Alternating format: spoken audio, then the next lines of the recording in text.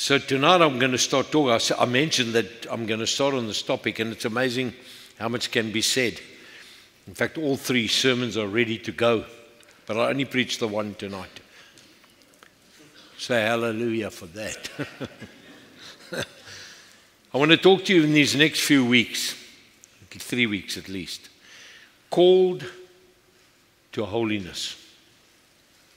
And it's not just a clever chosen topic so that it can sound like kind of good. Listen, it's a calling from God for every Christian, for every disciple of Jesus. We are called to holiness. And I think sometimes when we hear the word and we think, nah, I can't get it right. I'm an unholy person. I want to just say this. None of us can make ourselves holy. It can only be Jesus can make us holy by the Holy Spirit that lives within us. I think this statement here really just sums up the heart of each and every one of us. And it says this: a man is what he appears in God's eyes and not the slightest bit more. Think about that one. You see, we can outwardly put on an Oscar award performance, but God knows better. Ons kan so lekker voorgee dat ons geestelik so is en ons doen dit and we are spiritual, and when we hang with the right people we say the right things and we quote the scriptures, but when we're with another crowd of oaks then we behave like the devil himself. There's no relationship like that when you have a relationship with Jesus. It's either with Jesus or it's not with Jesus. Amen. Because I want to say this, for us to see Jesus active, not only active but alive in our lives and in our ministry and the work that God has called us to do, holiness has to be a lifestyle. It's got to be a lifestyle, church. Amen. I want to say that somewhere in the beginning. This is not the sermon you throw money at, eh? This is the one where you cringe a bit. Because this is the truth, and the church needs to hear it. And while we were praying in the upper room, Pierre prayed, Lord Jesus, we need to get serious about the Lord. And he prayed it up here as well. I believe we're in a time where Christianity is being so challenged that we've become to a place where we've compromised the holy living that we should be. Amen. Dis die waarheid. You see, listen to the scripture here in Romans 12. So I want to just read the introduction before Paul writes to Romans 12. We all know Romans 12 so well already. We can quote it and we say it. And many times het dit geen eintlik is dis nie meer doeltreffend in my lewe nie when I read it. But listen what Paul says as he's going to introduce. Now you know the scriptures didn't have verses and chapters. It was just one letter he wrote. So he wrote this to the Romans, and I'm picking up from verse 36. Is the last verse of Romans 11. He says this. He said, for from him and through him and to him are all things. For all things originate with him and they come from him. All things live through him and all things center in and tend to consummate and to end in him. To him be glory forever. Amen. Nothing that is done that has been placed into a position where we live in this world is all from God. The very breath that you breathe, the very hartjie that klops is from him, for him, to him. Now we understand when Paul says this, he's just making a statement because he's going to say something very powerful because he's talking to the church. He first brings honor to God and he puts God in his rightful place. And then he wants to tell us something. And listen to this. Romans 12 verse 1. He says these words, I appeal to you, therefore. What have I just said? That all things are from him, about him, and to him. He says, therefore I appeal to you, brethren. And not only is he appealing to them, he says, I beg of you. In ander woorde, dis so belangrik. I'm not even asking you anymore. I'm now on my knees here. I'm begging you. That's what he's saying. Kan jy sien die erns van hierdie skrif? He says, therefore, He says, brethren, I beg of you, in view of all the mercies of God. There's not one of us sitting here tonight that has not received the mercy of God. Every one of us walk in the mercy of God every day. Mercy is what we get when we do deserve a goeie klap, and we don't get it, because mercy reigns.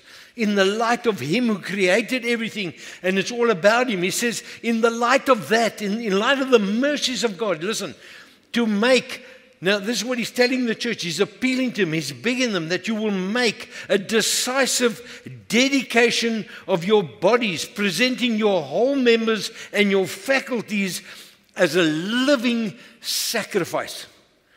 Wat sê hy? Hy sê, kinders van die Here.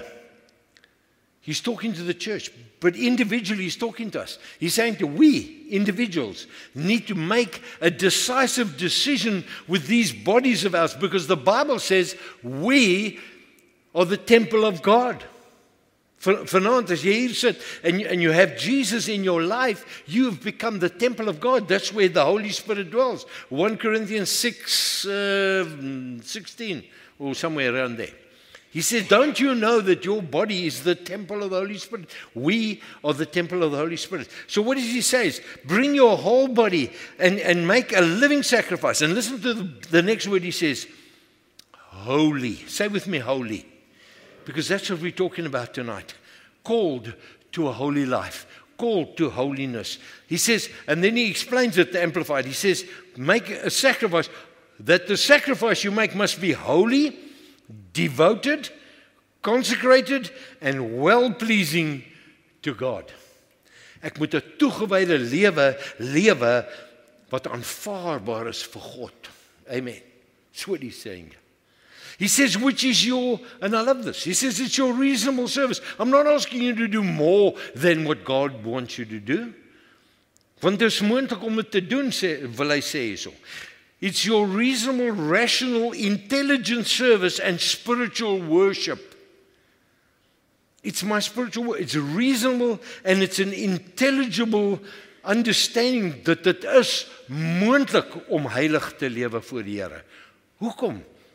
Want God is God en hy het ons genadig. We sang all these songs tonight, so in line with what I'm sharing with you tonight. What has He done for you? How much has He done for you, our Lord Jesus Christ? Amen. So a lot of people would say to me, God, and I hear it on all sorts of YouTube channels, a lot of pastors, and they preach and they say, watch it, God is going to be doing a new thing. And then they quote out of Isaiah 43, behold, the old is gone and I'm going to do a new thing in your midst. And it's wonderful if God can do that. When you look at that in context, well, I just want to say this about that. I read a prophetic word some time ago, and I was reminded about it. And what it was, this prophetic word that came out, was about God sitting as a judge at a judge's table with his cloak on and everything. And He was sitting there with a gavel in His hand. I don't know what you call that thing in Afrikaans, a gavel. The gavel. Daai hout ding met 'n knoppie op hom. He says, and he was sitting in this, banging his gavel on the wooden block. And you know what his words were? Order in my house. Let me tell you something. God's not going to do a new thing. What God wants from His children is to bring order back into the house. Now I ask you, it's not this house, it's this house. That's where God wants the order. He wants us to come to order. He's calling His church into order. That's what I really believe. Order comes, listen, when we put things back the way they were or where they were supposed to be. That's when we will see God come and move in His church again. Jeremiah 6 verse 16, I love this. This is what the Lord says. He says, stand at the crossroads. You see, when you come to a crossroad in the Bible is a place of decision. As jy by 'n kruispunt kom, jy moet besluit, jy gaan of links of jy gaan of regs. Dit is 'n plek van besluite, a decision. He says, when you come to that crossroad, he says, and look, and then you ask this question, where's the good old way? Where is it? And then you walk in it. In other words, you make a decision to take the good old way and walk in it, and you will find rest for your souls. I want to say tonight, and for those listening, this is a crossroad evening for all of us. We've come to the crossroad and we need to make a decision. Because I know this, and people, that's why the Bible says people will surround themselves with preachers that tickle their ears. They want to hear only the lacquer stuff, the motivational stuff, not the stuff that makes us grow, that makes us better in our spiritual lives. People are not interested in that. And I put a few things there. I said, we all want new revelations. We want new interesting facts. We want some new understandings about the scriptures. Pastor, preek iets vir my wat ek nooit iets gesien het uit die skrifte uit nie, maar jy lees nie eens jou eie Bybel nie. Nou moet ek perform vir jou. Jy's laaf. Kan dit nie doen nie. The fact of the matter is we need to understand that as God's church, we have chased after new things and been disobedient to the old things. Ons leer soveel ekstra goed van die Here se dinge, but yet the old things, the things that matter, we've drifted past them. And we've sadly allowed the basic old ways to slip by, and therefore our foundation, in many cases, have begun to crumble. That we're moving on unstable ground. We need to get back on the rock, Jesus Christ. We've become educated beyond our obedience. Listen to that. We know more than what we're actually obedient to do. Ons het dit gehoor. So people say, God, we need a revival. We need a revival. Let me tell you this about a revival. Revival is to bring back an active life that was once in our hearts and in our lifestyle. That's revival. Kyk, as 'n ou omval hier so in die kerk vanaand met 'n hart. And then we get to him, and he's like, gone. What do? We pump that little hartjie from him, and then somebody got you got to have that like rubber thing, and you breathe out, and we revive him, and he comes alive again. That's what revival is. In other words, somebody was alive but he's dead. Now you revive him and he's back to life. That's what revival means. Many Christians have a funny idea about this revival thing. God wants the church to come back, order in his house, to bring revival back into his house.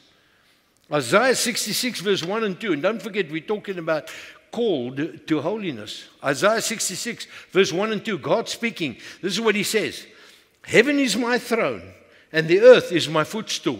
Hier waar God onder ons woon, God, hierso, woon hy in ons, in sy tempel, né? He says, and the earth is my footstool. Then he asks this amazing question. He said, could you build me a temple as good as that? Could you build me such a resting place? Wat God soek van ons af, is 'n heilige lewe waar hy rustig sy voete kan neersit in my lewe. Waar hy my kan lei van die troon af, deur waar hy rus het in my lewe. That he will walk like it. He says in verse 2, he says, my hands have made both the heavens and the earth. They and everything in them are mine, says the Lord. I, the Lord, have spoken. And listen to this, I will bless those who have humbled and a contrite, a berouwvolle, that's what contrite means, a berouwvolle hart, who tremble at my word. God soek 'n plek. But you know, we will come and have the plek with a humble, contrite heart. I will bless that person. Let me tell you something, you cannot separate holiness from humility. You cannot be prideful and expect to walk in a holy life. Is onmoontlik. Die twee kan nie by mekaar pas nie. Then you get Hosea follows on this and he says these words, it's time to sow righteousness. What is righteousness? A right standing with God. Dis tyd om geregverdig te lewe, he says. It's tyd om to bring order into my house, he says. It's time to break up the unplowed ground, for it's time to seek the Lord. Dis tyd. You see, there's areas because we've moved on and the old areas have become hard and ons is hard geestelik in areas in ons lewens. And the Bible says we must come and we must start plowing up so God can put good seeds into good soil again. Amen. Because that's what God wants from our lives. Make a choice to plow up the hardened heart, the disobedient lifestyle, that half-hearted commitment, because God is calling His children to a life of holiness, church. Amen. And can I tell you what holiness is not? It's not a once-off experience. It's a daily walk with God. Dis 'n daaglikse wandel met die Here om heilig te lewe. Holiness is not a feeling, and it's not an emotion. And it's not an optional extra. Some oaks can gooi holy, but we're not into that holy stuff. As oaks, yeah, that's for the other oaks.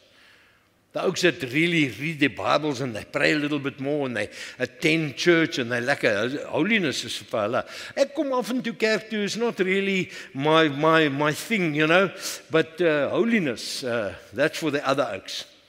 And you see, when we have a worship service like tonight, and we worship, how great is God? How good is God? And you sing it, and you just sense the presence of God. You see, that's not holiness. That comes when I am living holy. Amen. Then I'm touched by God. I'm touched by the emotions of the Holy Spirit.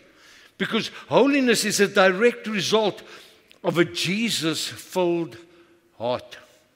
Wanneer Jesus in my lewe is, that's when I begin to start living like Jesus. Because God is holy, and if I'm walking with God and He's holding my hand and I'm connected to Him, I'm connected to the vine, what flows from the vine into the branch that produces the fruit it produces is a holy fruit. Amen. If you're connected, you need to be living holy. Amen. Dis die waarheid. A life of holiness without Jesus in your heart. Listen, dis onmoontlik. If you haven't got Jesus in your life, and you're here tonight, and you haven't made Jesus Lord of your life, holiness is impossible. Jy het nodig dat die Heilige Gees in jou lewe. You've got to become a temple of the Holy Spirit. When Peter's talking to the church about holiness and his mind is on the very thing that Paul spoke to us and said that we must be transformed, we need to be renewed, and we need to be holy. He says this in 1 Peter 1:15 and 16. He says, but as the one who called you, die een wat ons geroep het, is holy. You yourselves also be holy in your conduct and in your manner of living. Kyk, kan ek dit meer duideliker as dit stel? For it is written, you shall be holy. Why? Because I'm holy. If I'm connected to God, then that should be a gevolg in my lewe. It should be the result of my life. And where did Peter get that from? Leviticus 11 verse 14. I am the Lord your God. Consecrate yourselves. Make yourself holy. And be holy. Why? Because I am holy. Hallelujah. Thank you, Jesus. I just sense the Holy Spirit is busy talking to people here tonight. Got a strong sense. You know what holiness, the Greek word, I might pronounce this wrong, but if I was Greek, this is how I would say it. Hagiasmos. Hagiasmos gas. No, but Giagas. Mos. But that word for holiness means this. It means sanctify. Die Afrikaanse woord vir sanctify is heilig. Dis wat dit beteken, heilig. It means purity, reinheid. It means to be clean. It means to be different. It means to be dedicated to God's purpose. That's what holiness simply means. It means to be set apart. You are no longer the old person. You're a new person. You have a lifestyle. Holiness isn't some goody-goody way of speaking and acting and wearing clothes and goeders. O, kyk hoe heilig is daai broer. Want kyk, hy dra sulke klere. Can I tell you, when I was growing up, I didn't smoke Christians because they looked like nerds. the burkies I hung around with. I mean, they cut their dads made them cut their hair like short. They had like a little thing here. Kyfie. And they always wore this drab blazer en 'n grys broek en ronde skoene. En die susters het altyd daai met 'n limpie hier en 'n op die grond. Nee, nie die enkels gesien, jy weet. You see, you can dress up and look like holy, but God knows our hearts, man.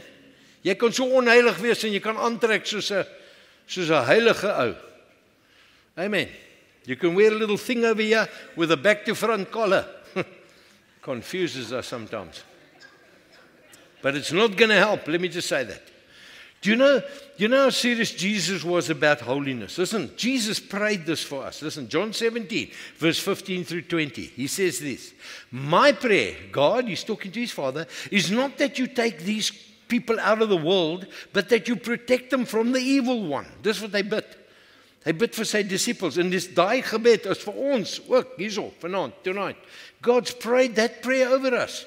He said, but you protect them from the evil one. Listen, they are not of the world, even as I'm not of the world, okay? They're not of the world as I'm not of it. Then he says the word, there's that word, holy, sanctify, purify, clean, make them different, set them apart, God, by them, sanctify them by, and listen by what? By the truth. Why? Your word is truth. Hoe leef ek heilig? Baie maklik. Lees die woord, wees gehoorsaam aan die woord, gaan jy heilig lewe. Anybody would like to ask me any questions on that number? It's as simple as that. Sanctify them in your truth, because your truth is, your word is the truth, Jesus says, while he's talking to God. When we come into the truth, that's why when those disciples in John 8 came to Jesus and they were watching him, they believed in him, and then he spoke to them and he said, if you abide in my word, he says, and you live it out, he says, then you will know the truth. When you abide in me, you will know the truth. And that truth will set you free. Sê die vrystelling is wanneer ek in die woord is. Wanneer ek die woord uitlewe. And that's what it is. And that's what Jesus prayed. That your truth is the word. And as you sent me into this world, Lord, he's speaking to God. He says, I have sent them into the world. Ons het 'n roeping op ons lewens. For them I sanctify myself, that they too, listen, may be truly sanctified. Simply this. I came and I've walked holy before you, God. So now I pray for them that they too will be holy. How do we know that? We read the scriptures and we have a great example. Jesus Christ is our example. He's the way, the truth, and the life. Hy is ons voorbeeld. Amen. I just want to say this. The holiness we're seeking goes much deeper than merely cleansing the outside cup. Now we know Jesus spoke to the scribes and the Pharisees in Luke 11:39, and he says, julle soos wit gepleisterde grafte. You white painted graves. You see, man washes white, but Jesus, what did I say here? Jesus washes white. Man whitewashes. Jesus washes white.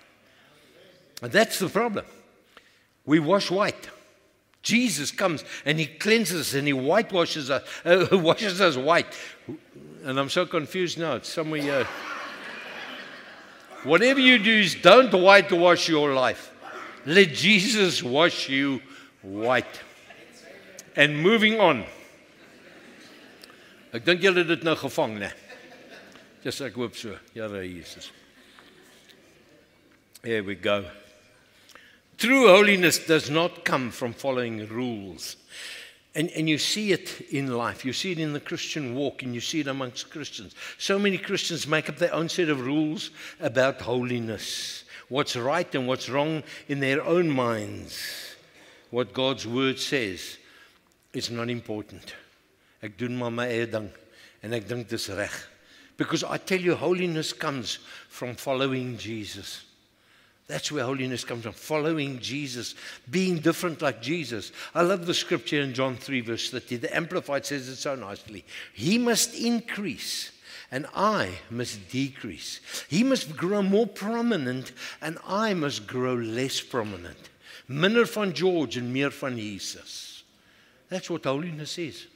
Nothing more, nothing less is what it is.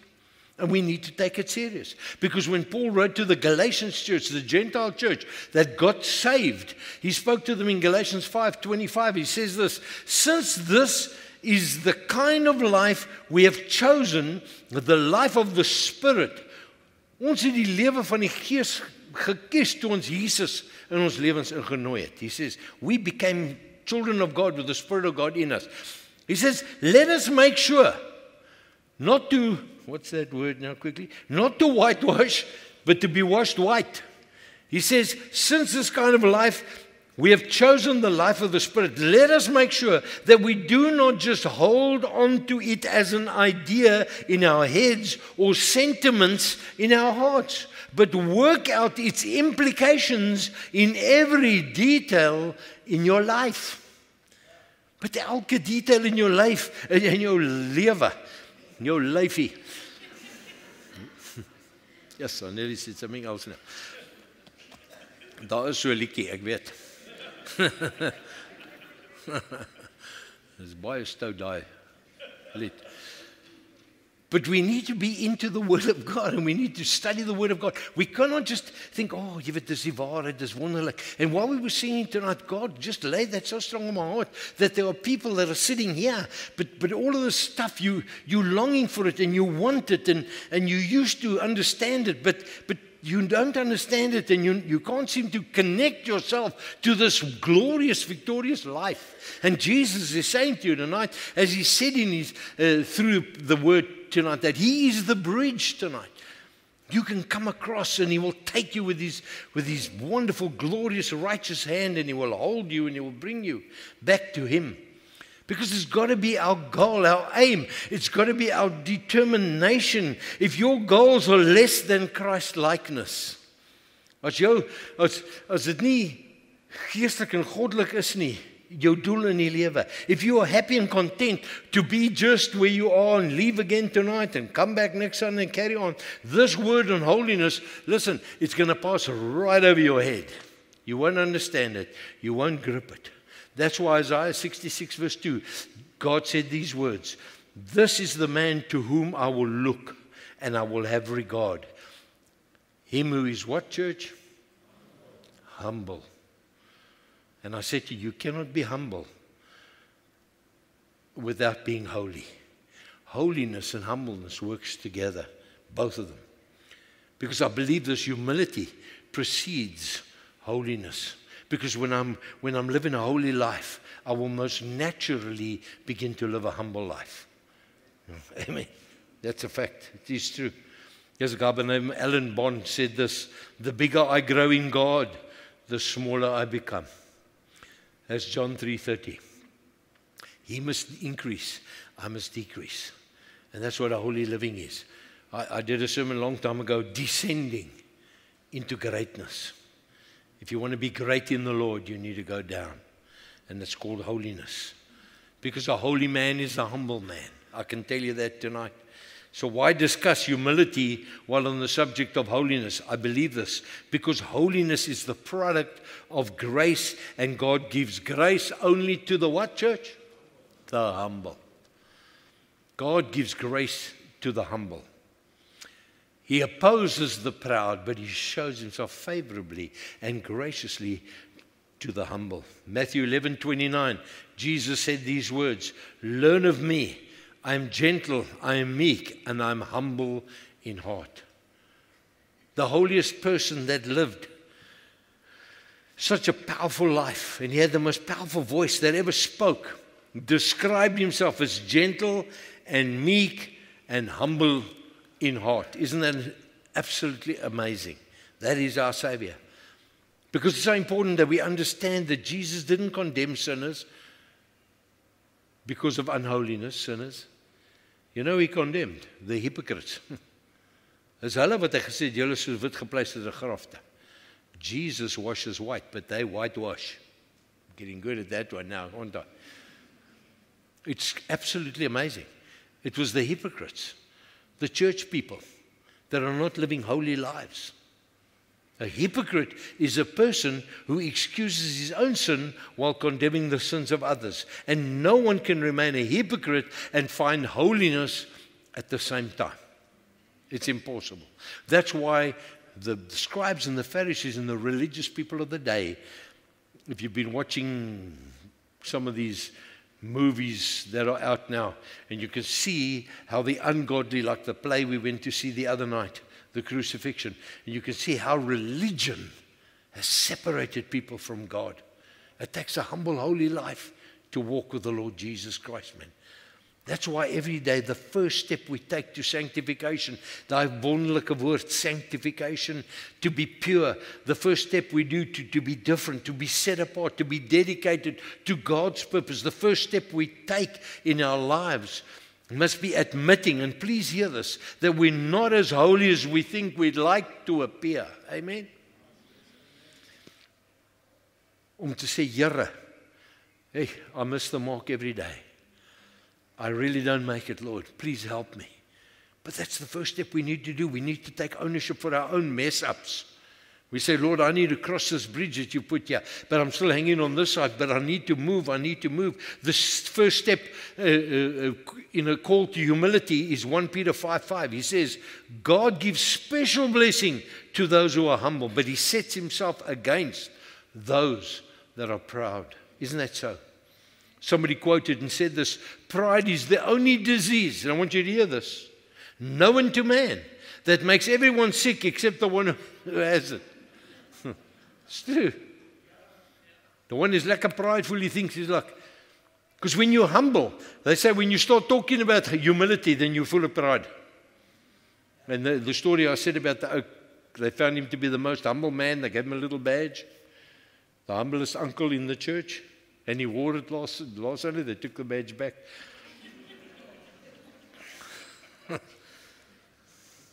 You see, it's at that incredible crossroads, that place of decision, that holy men and hypocrites are bred. Because it's that place of decision. Wat gaan ek besluit? Gaan ek 'n heilige lewe lewe and take the old ways, the ways of God, or am I going to just keep doing it on my own? The decision, that highway of decision is a place that we need to, that crossroads. Those who choose holiness see their need, and listen, when you're walking in genuine holiness, this is what you see. You see that you need to repent. You moet bekeer. You need to change. You need to pay the price. You need to make adjustments in your life. And you need to be somebody that runs to win for the Lord Jesus Christ. Amen. To those who choose the hypocrites, their sin, what they do with their sin, they excuse it and they remain unchanged. And I know we don't want to live like that. A life of holiness begins with a determination to refuse to hide the condition of your heart. Are you hearing me, church? Holiness. When you want to walk in holiness, you must refuse to hide the condition of your heart. If your heart's not right, you need to bring it to Jesus. You need to repent. You need to ask God to help you. It will call for deep, serious honesty every day in your life. Say, Here, and you don't have to walk around like a defeated person. You're just honest with God. Say, Lord, help me. And God will help you. And read the Word and begin to apply the Word and begin to live the Word. That's how it happens. So many Christians want to live double lives. Holy when it's convenient and unholy when it's inconvenient. Jy kan nie 'n draadsitter wees nie, want die draad behoort ook aan die duiwel, wil ek dit net sê. It's important. Very sad part of all this is that many Christians living for the Lord, proclaiming to live for the Lord, think it's okay to 1 minute be on fire for God when you're with the right people, but when you're with the wrong people, then you live like the devil himself. I mean, think about this scripture, and I'm coming to a close. Hebrews 12:14 says, strive to live in peace with everybody. And then he says, and pursue, gaan na, jaag dit na, that consecration and holiness.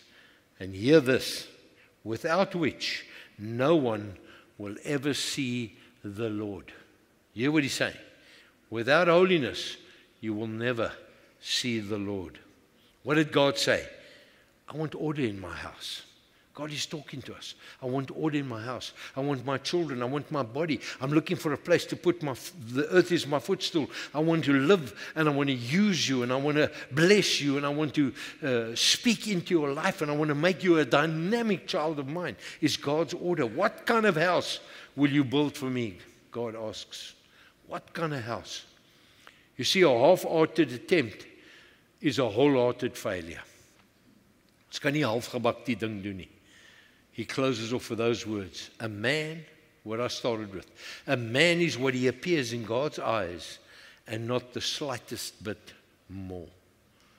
What you are is what God knows about you. Come, let's bow our heads in prayer. Thank you, Lord. Thank you, Jesus.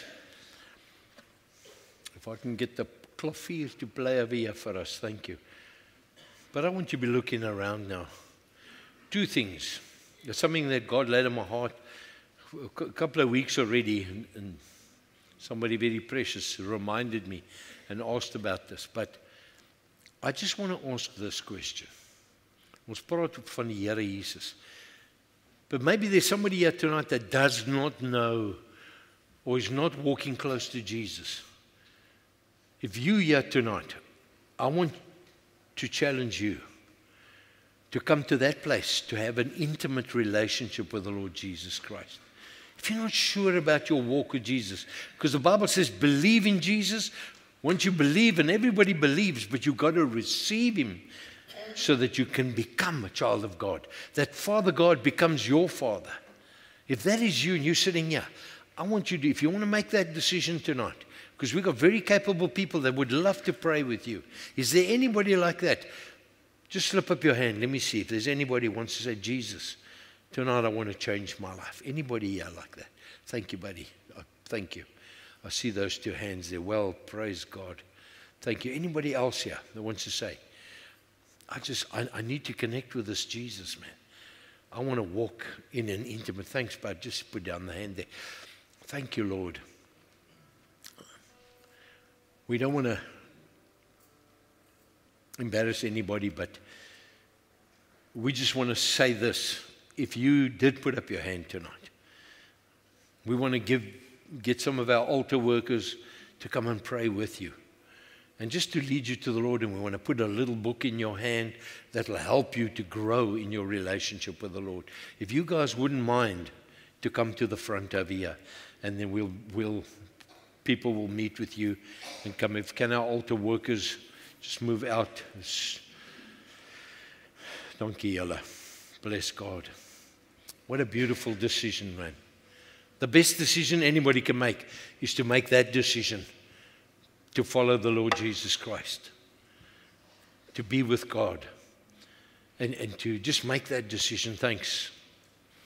We just get the lady in Quibus over there. Het jy die boekies daar? So dankie, Boeta.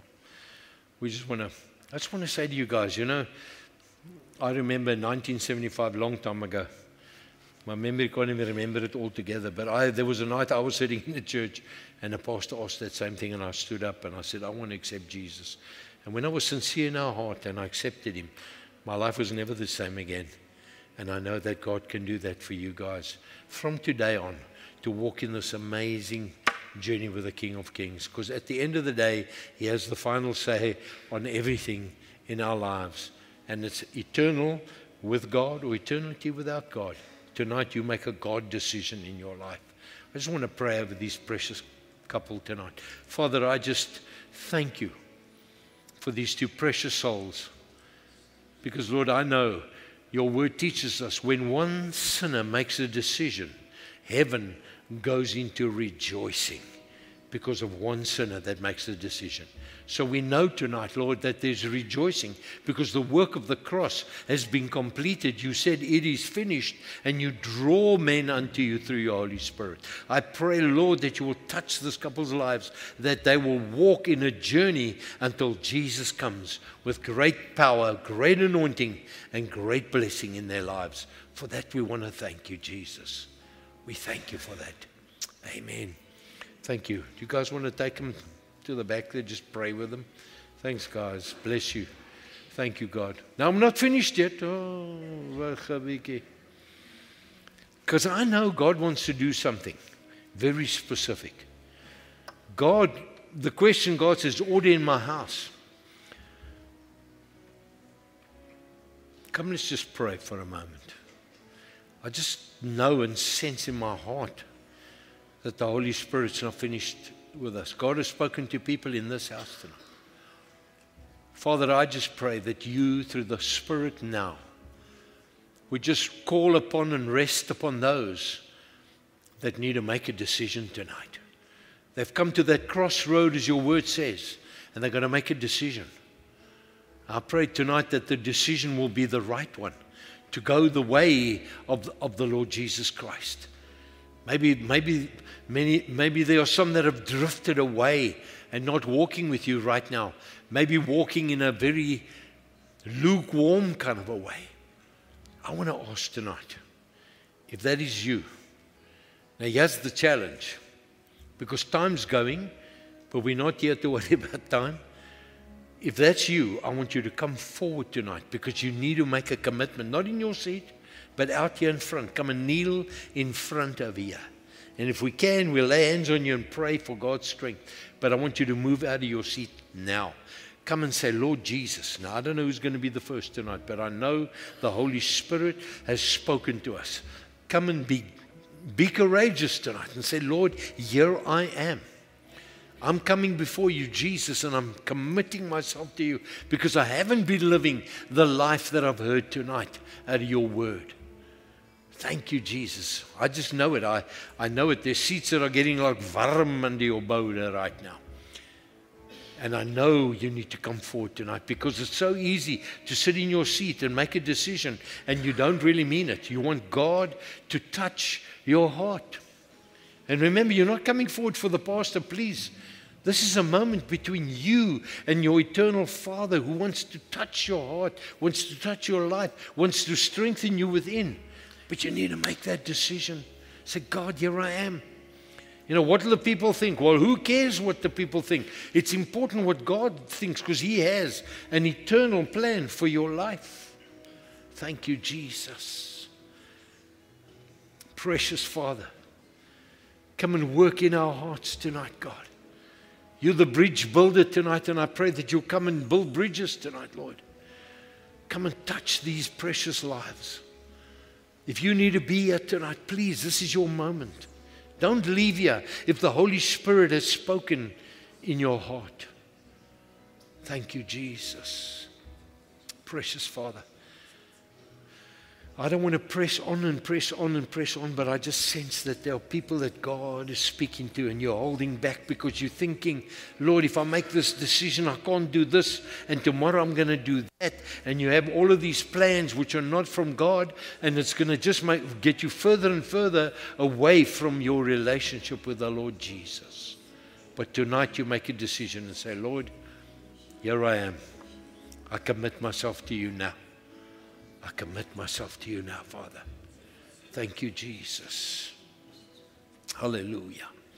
Praise God. Thank you, Jesus. Amen. Thank you, Lord.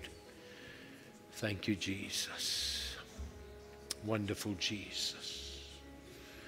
Hey, hallelujah. Father God, thank you. Thank you. Stan, would you pray for my brother there? Father, as you work in the hearts of these, your children, through the Holy Spirit, you draw us. And you have this incredible, wonderful plan for our lives. And so rightly, Lord, as Robin said, Father, holiness is not to make us, our lives miserable and to make us unhappy people and follow Jesus. No. It is to fill us with fresh joy to know that our lives, there's no greater place than when your life is in right standing with God. There's no more joyous place than that. We long for that, Father. Thank you, Jesus. We bless your holy name. Thank you for what you're doing tonight, Lord, in the hearts of these people. Thank you, Father, for touching lives supernaturally, Lord. Oh, we bless you, Lord. Thank you, Jesus. Amen. If you're sitting in the seat and you feel you didn't have to be here tonight, maybe you want to pray for these people that have come forward. Just begin to pray for them as well. Just participate in the things of God. Thank you, Jesus. Thank you, Jesus. What a wonderful time in the presence of God. How can we ever miss the coming together? I just want to thank God for each one of you that have made the decision to be here tonight. Don't miss next week. We're going to continue. I don't think it's as intense. It's a little bit shorter. So bring somebody with who's not serving Jesus. And let's go live a life that is different, a holy life. Amen. Father, we thank you again for our time together. Truly, Lord, we crown you as Lord of all. You are truly a wonderful Savior. Thank you that you're concerned about every detail of our lives and you have the best plan for us. And you said it, Lord, that you came to give us life, and that life you came to give us abundantly. May we go out and live it this week in great, great humbleness and holiness before the King of Glory. We ask it in Jesus' name. Amen. God bless you. Have a beautiful, blessed week.